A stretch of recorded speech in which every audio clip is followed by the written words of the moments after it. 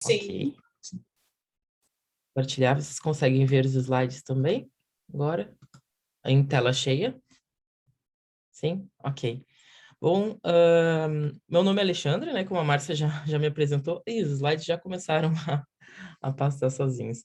Bom, antes de mais nada, eu gostaria de agradecer a Márcia, a Vanessa e a todos os organizadores e alunos que ajudam na organização, né, desse evento e também que estão vinculados ao Projeto Variar pela realização dessa iniciativa. Eu conheci a Vanessa, assim, também em função do ensino de língua portuguesa. A gente se conheceu num evento na Embaixada do Brasil em Paris. E antes mesmo de nós virmos a trabalhar no mesmo espaço, então a gente se encontrou num espaço assim, né, num espaço de trocas e de interesse pelo ensino de língua portuguesa. Bom, meu nome é Alexandre, eu sou leitor aqui na Universidade Rangoon de Estudos Estrangeiros, na Coreia do Sul, mas eu também trabalhei na França por quase 5 anos, mais ou menos. Então, o que eu trago para vocês hoje é uma percepção de quem começou a atuar recentemente na Coreia do Sul. Eu comecei o meu trabalho em março deste ano, então é bem recente, mas já pude ter uma boa percepção do contexto de ensino aqui. Eu já tinha uma certa percepção, porque eu atuei com alunos coreanos em contexto brasileiro, quando eu trabalhei no programa de português para estrangeiros da Universidade Federal do Rio Grande do Sul. Então, trago uma reflexão que vem também acompanhando o que a minha experiência anterior, juntamente com o que eu tenho percebido e conversado com colegas também que atuam no contexto da Coreia do Sul, mais particularmente da universidade onde eu atuo no programa leitorado. Então, eu trouxe, na verdade, num molde bem francês, né, que a gente costuma apresentar antes para as pessoas o que nós vamos falar. Eu vou basicamente contextualizar, então, as universidades coreanas, né, e particularizar mais na minha atuação no programa leitorado da Universidade Rangoon de Estudos Estrangeiros, mais particularmente no campus de Seul. Vou apresentar um pouco do perfil dos professores do departamento de português, que também reflete o perfil de outros departamentos do país, considerando que nós temos 4 departamentos no país todo, não é muito, né? E o perfil dos alunos e a formação em língua portuguesa, que é oferecida pela RUFS, e a característica do ensino na Coreia do Sul, mais particularmente tangenciando a questão, indo à questão, na verdade, dos materiais didáticos e um pouco sobre a reflexão das variedades do português, mais particularmente das variantes brasileira e portuguesa, que reflete também uma tendência, acredito, internacional do português, pelo menos no contexto europeu e do que eu percebi no contexto europeu e do que eu percebo também aqui na Coreia do Sul. Então, com relação ao ensino do português em universidades coreanas, né, o que eu posso trazer para vocês é que o português ele está presente como uma oferta de graduação em 4 departamentos de português em 3 universidades diferentes. A universidade onde eu atuo, ela é na região de Seul, né, que tem cerca de 9,8 milhões de habitantes. Então, é uma grande região do país. Enfim, Seul é a capital do país e é a maior cidade da Coreia do Sul. E a universidade onde eu atuo fica no campo, fica no departamento, eu atuo no departamento de português da UFES do campus de Seul, da capital do país. Nós temos na mesma universidade o departamento de estudos brasileiros. Na Universidade de Dangook temos o departamento de estudos portugueses e brasileiros, e na Universidade de Estudos Estrangeiros de Busan, que fica no norte do país, temos o departamento de português, né? Seul ao contrário do que o Roberval disse, né, é uma metrópole que tem cara de metrópole e é realmente uma metrópole, é uma grande cidade. É uma cidade que chega a ser labiríntica às vezes, porque, pelo menos para mim, que cheguei aqui pela primeira vez, eu tinha a impressão de que eu estava andando pelos mesmos lugares sempre. E nós sempre temos encontro dos grandes prédios, né? Acho que grande parte da população de Seul mora em apartamentos, em grandes edifícios, E é uma cidade que, como São Paulo, assim, uma cidade em que as pessoas estão sempre vivendo em constante rapidez, assim, e agilidade, querendo que as coisas funcionem muito rápido, e isso se reflete tanto nas relações interpessoais quanto na sala de aula também, né? Essa busca, assim, para o pali-pali que eles falam, que é o rápido, rápido, vamos fazer tudo rápido, né? E vamos aprender rápido também. E o encontro entre essa grande metrópole também com elementos que fazem parte da cultura tradicional coreana, né, como o Palácio Gyeongbokgung, que fica na capital do país. Eu trouxe, então, uma pequena contextualização do que é o programa Leitorado, que é o programa no qual eu me insiro aqui na universidade. É um programa que visa promover a língua portuguesa na variante brasileira, mais especificamente, além de aspectos culturais, literários e estudos brasileiros no que diz respeito, mais particularmente, à atuação em universidades de ensino, em universidades ou outros tipos de instituição de ensino superior estrangeiras, né? O leitor, basicamente, ele é um docente selecionado pelo Ministério das Relações Exteriores e pela CAPES, que tem licenciatura em letras, tem mestrado e, eventualmente, doutorado. É exigida a experiência de docência em português como língua adicional, em português como língua estrangeira e também como aplicador do exame CELPE-BRAS, né? É uma política linguística que visa também dialogar com essa grande outra política linguística do Brasil, que é o CELPE-BRAS, que fomentou tanto o ensino quanto o interesse pelo aprendizado da língua portuguesa, né? O programa Leitorado na Rufus, mais particularmente, mas também em outras instituições, ele tem atuação na graduação e na pós-graduação. Então, eu tenho lecionado disciplinas mais na graduação, mas também na pós-graduação, quase sempre ligado ao ensino mesmo da língua, né? Por enquanto, pelo menos. Mas também eu trabalho com a implementação de atividades de extensão para a comunidade em geral ou para a comunidade da própria instituição, né?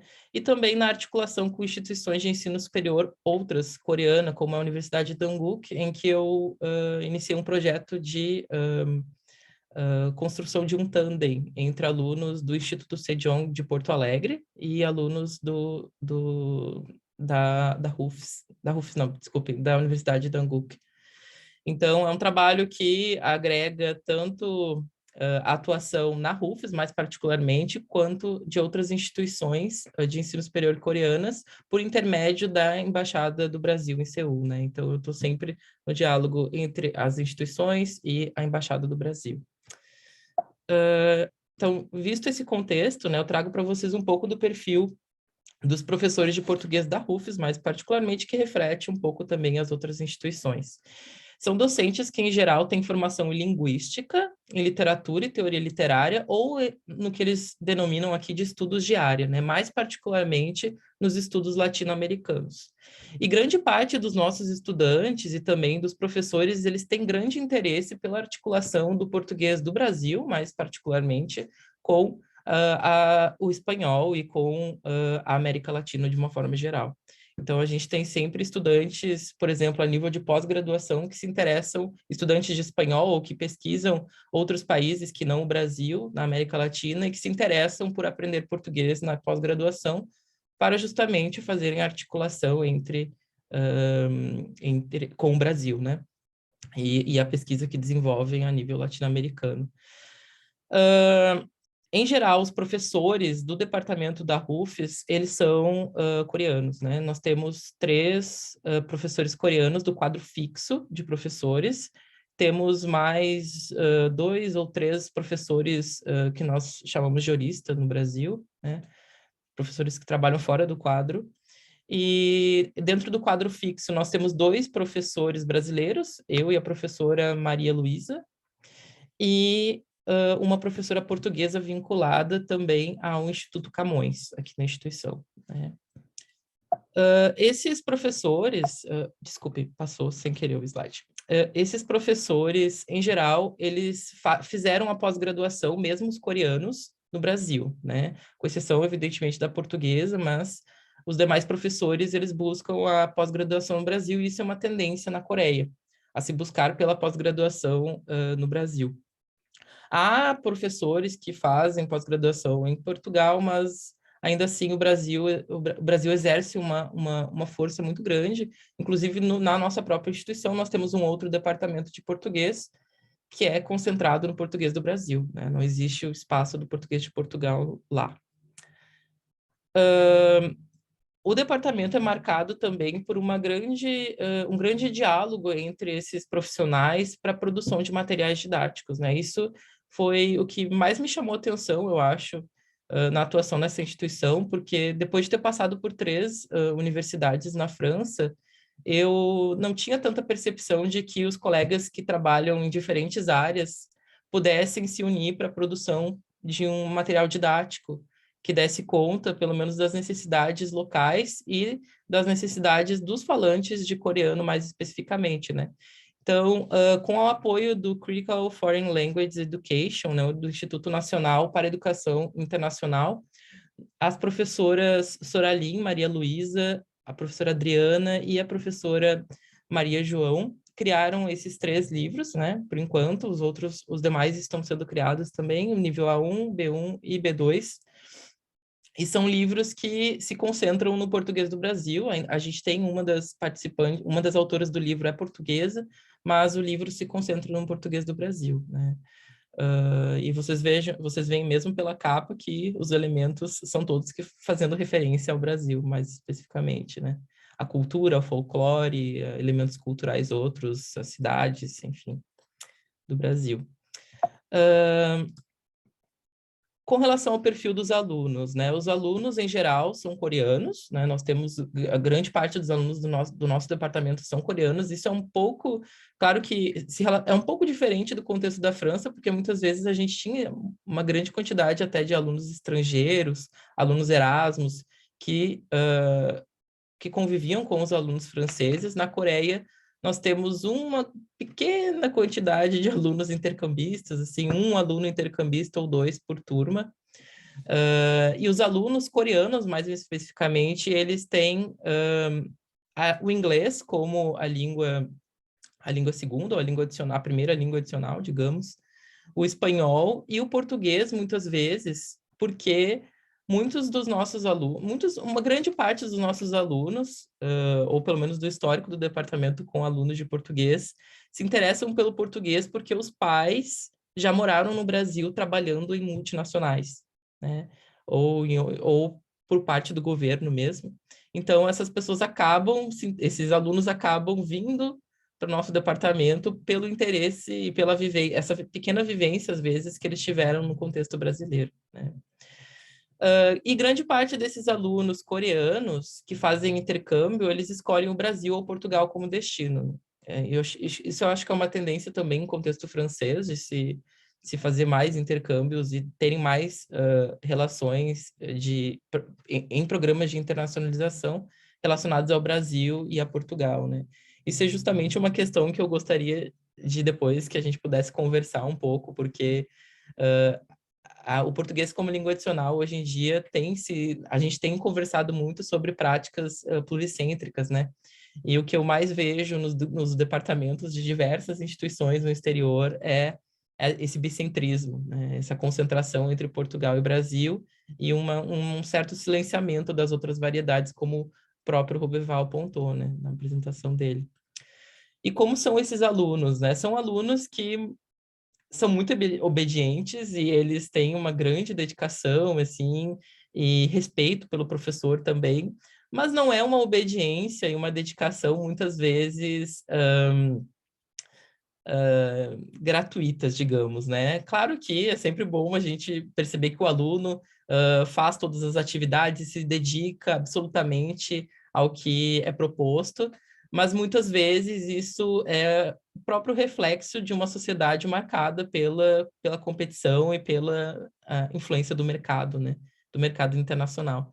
Então, a inserção a inserção desses alunos no mercado de trabalho é o que motiva cada um deles a se dedicarem em sala de aula, né? Ou pelo menos grande parte deles. E a gente vê a presença de uma grande competitividade que vem desde a sala de aula, né? Aqui na Coreia, em muitas instituições, existe um sistema de avaliação que é um pouco diferenciado de outros lugares pelos quais eu passei, pelo menos, em que a própria atribuição de notas é por porcentagens de quantos alunos podem tirar A, quantos alunos podem tirar B, quantos alunos podem tirar C e D. Então, por exemplo, aqui, se não me engano, são 25% dos alunos que podem tirar A, os outros não podem, né? Então, os alunos, eles competem para que eles consigam ter essa nota máxima, que é a nota A. Pensando, não sei, num universo de 20 alunos, né? 4 alunos podem tirar A, basicamente, assim, né? 5 alunos podem tirar A. E os outros não vão tirar A. Então, eles competem realmente e se dedicam para que eles possam ter uma boa nota e se inserir no mercado de trabalho, já que isso é levado também em consideração muitas vezes, o sucesso deles acadêmico, para que eles possam obter um bom cargo no futuro. E a formação deles também é guiada por isso, né? Muitos deles fazem o português como curso 2, enfim, aqui eu coloquei como curso 1, e também fazem um curso outro, que pode ser business, né, negócios ou administração de empresas, publicidade, propaganda, informática, ou alguma outra língua estrangeira, porque grande parte dos nossos alunos, eles depois vêm atuar em bancos, em empresas, em multinacionais, em embaixadas, em órgãos governamentais e outros espaços em que se faça necessária essa interlocução através da língua, né, com outras culturas ou com outros mercados. A graduação em português, as graduações em português na Coreia e aqui na RUFS, mais especificamente, elas têm 4 anos em geral, né? Isso difere do contexto europeu e do contexto francês, mais especificamente. Lá nós temos 3 anos, aqui temos 4. Os alunos, eles têm uma formação que é uma formação que visa a aquisição dessa proficiência em língua portuguesa. Eles têm uma grande concentração em conversação, em aulas de gramática, em aulas de português audiovisual, de escrita, e algumas de cultura, de linguística concentrada em aspectos fonético-fonológicos ou aspectos sintáticos do português, visto que a língua coreana apresenta uma outra ordem comparativamente ao português, né? E que difere também do mandarim, enfim, o coreano apresenta um alfabeto próprio, né? É uma língua, eu digo isso tentando aprender e achando difícil, mas que é relativamente mais fácil, ao meu ver, do que o mandarim, mas ainda assim, e que também, enfim, olhando para o papel do nosso aluno, eles têm bastante dificuldade em adquirir o português em virtude das diferenças que existem entre as línguas, né? A nível de graduação, nós dividimos os alunos em nível básico, intermediário e avançado, 1 e 2, né? E dividido dentro desses 4 anos de formação de português.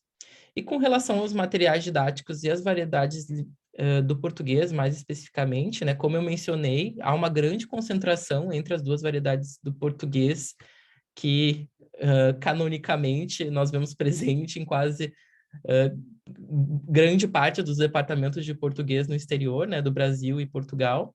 Existe essa grande concentração. E as variedades dialetais do português brasileiro, elas não são, ou enfim, variedades do português brasileiro, elas não são abordadas com um grande detalhe, né? Por mais que os alunos tenham contato com essas variedades. A professora Maria Luísa, por exemplo, minha colega, é do Recife. Eu sou de Porto Alegre. Nós já vivemos em outros estados do Brasil, né? Tivemos contatos também. A minha mãe é mineira, ela já viveu em São Paulo, viveu em Minas Gerais.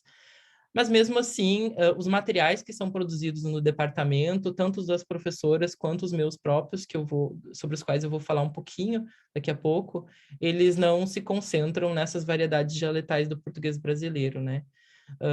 Acho que nós acreditamos também aqui que existe já uma grande barreira inicial dos alunos com o português ligado a aspectos estritamente léxico-gramaticais e fonético-fonológicos, e essa assimilação de como esses aspectos se dão numa outra língua tão distante como o português fazem com que essas variedades dialetais elas acabem ficando para outro momento da aprendizagem, ou às vezes não sendo abordadas, né? Ou grande parte das vezes não sendo abordadas como poderiam ser. Eu trago aqui, então, esses 3 materiais, como eu disse anteriormente, que foram produzidos no âmbito do departamento, e esses 3 que eu produzi no âmbito do leitorado brasileiro, e são materiais que buscam, então, lidar primeiro com essas especificidades dos falantes de línguas distantes, essas especificidades léxico-gramaticais e fonético-fonológicas, né? Mas são materiais que também, no meu caso, no caso das professoras do departamento, há uma outra perspectiva de ensino mais comunicativa e menos ligada à perspectiva discursiva ou perspectiva dialógico-discursiva que nós vemos, por exemplo, nos parâmetros curriculares nacionais ou nas próprias propostas curriculares do Itamaraty para o ensino de língua portuguesa, lançadas no ano passado, né? Principalmente nas propostas dos países de língua espanhola e dos países de língua oficial portuguesa na África, né? Que é uma proposta basicamente pautada no uso de textos autênticos, né, mas na concepção de gêneros do discurso, né, concebendo que a língua está organizada a partir de gêneros e que os alunos entram em contato na aula com as práticas sociais vinculadas a esses gêneros do discurso. Então, não é o ensino do gênero pelo gênero, é o ensino do gênero para a prática social mediada por esses gêneros, né? Sempre no diálogo, no meu caso, com a América Latina, né? Isso atendendo a uma demanda local mesmo, em virtude do interesse dos nossos alunos e dos pesquisadores em língua portuguesa pelo diálogo com o espanhol e com os países latino-americanos, né? Então, eu tento sempre trazer esse diálogo com a América Latina e não tanto com outros países de língua oficial portuguesa, apesar de eu já estar revendo, eu como professor, essa minha opção que busca atender uma demanda local, mas que por vezes deixa de fazer com que os nossos alunos possam ter um contato com esse leque de variedades linguísticas que existem na língua portuguesa.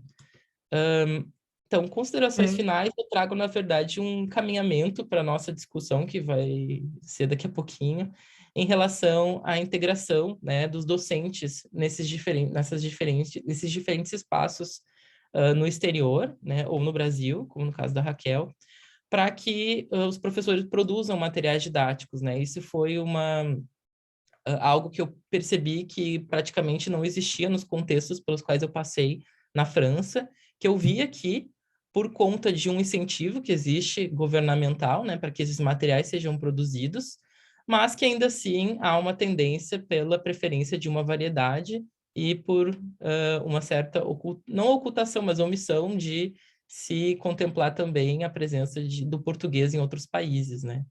Não de uma forma como a própria Raquel disse, como curiosidade, existe essa variedade, existe outra variedade, mas efetivamente como parte dessa história da língua portuguesa que acaba, que muitas vezes vincula muito mais a gente a países africanos, por exemplo, de língua portuguesa, do que Portugal, né? Do ponto de vista, considerando a língua não como esse sistema fechado, mas como algo que perpassa questões sociohistóricas e culturais, né? E também pensando esse caminho, né, para que a gente possa pensar numa perspectiva mais pluricêntrica, atendendo também as demandas locais, né? Eu acho que o meu trabalho tem sido de construção, por enquanto, das demandas locais e de descoberta também do perfil linguístico dos meus alunos, para que eu consiga, finalmente, espero, encaminhar uma perspectiva mais pluricêntrica e mais em conformidade com o que eu acredito que seja a abordagem de ensino de língua portuguesa. Então, agradeço a todos pela escuta e é isso. Obrigada, Alexandre. Eu queria mostrar